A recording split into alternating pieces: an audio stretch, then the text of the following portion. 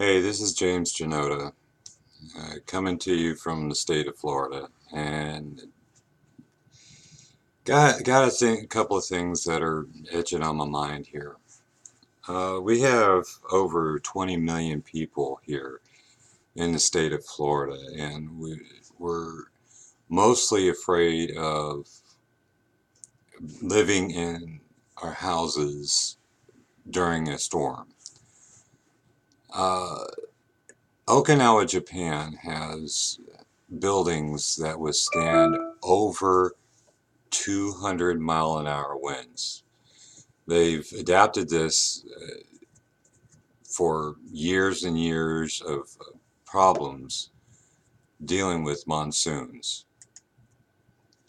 Now, one of the things that we need to get in place here in Florida, especially, and in other coastal areas, that we need to get the same adaptation for building and infrastructure.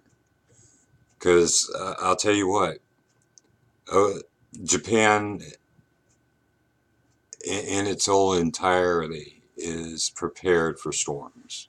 Okay, they get a storm. Yeah, they have a couple of things of damages which they have adapted. Every time a building goes down, they rebuild to withstand the next storm or the next tsunami, or they have ways of adapting. We need to create those ways of adapting. Okay, we've been a state since 1850s. Okay, and it's about time that we had things in place. Okay, and I'm not going to talk to you about any laws or regulations or anything like that. It's just about doing it. Okay, we just need to do it. We've got 20 million people here, in over 20 million people in the state of Florida. And that's a lot of people that can be actually doing these things. Okay, we're in the sunshine state for one, so we should be having solar power on all of our roofs. Our houses should be made to withstand 200-mile-an-hour winds, and it can be easily done. They do it in Taos, New Mexico, by building earthship housing, which withstands an EF5 tornado. And I mean, there's so many options out there. The power grid over in Okinawa, Japan. Once the monsoon comes in, they shut the power off. The monsoon goes through, does its thing, and then the power goes right back on.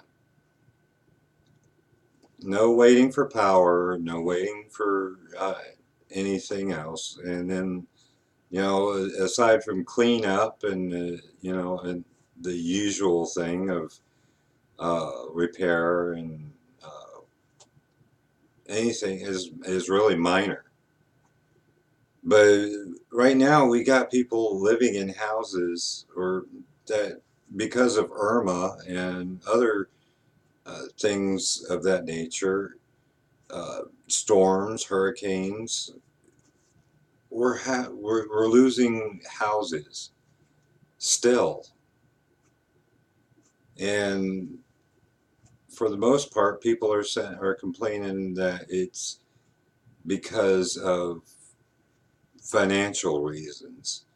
Well, you know what?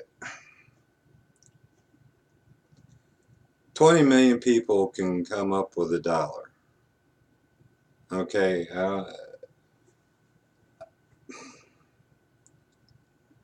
and that goes from 15 years old all the way up to maybe 65. And there's no reason for us to be living in houses that cannot withstand these storms. Flooding, We can adopt Amsterdam's uh, building practices. They've got 4,000 square foot homes that are floating right now, so we can rise above the floodwaters if any should happen. You know, there are options that we can take on as a state. You know, residents of this of the state, as well as residents of this country, deserve more. We need a beacon of light here, folks. Florida can be that beacon of light. You know, that's why I developed. That's why I founded Global Outreach Developers, to go in, take these homes, turn them into something that is withstandable. You know, they can withstand the hurricanes. They can withstand the floods. They can. I mean, there's so many possibilities here, folks. So many. But we're not taking it. I mean, we right now are a reactionary force. Okay, y'all are paying way too much in tax money to do anything else. You know, we need to get rid of some of these taxes that don't work, and put taxes on, you know, and change the money that goes from the tax that for the projects that don't work, and put them into something that does work. You know, your governor should not have to do all this stuff that he's doing right now. FEMA should not have to get involved as much as they have been. We need to get this done, folks. All right. This is James Janota, you know, signing out.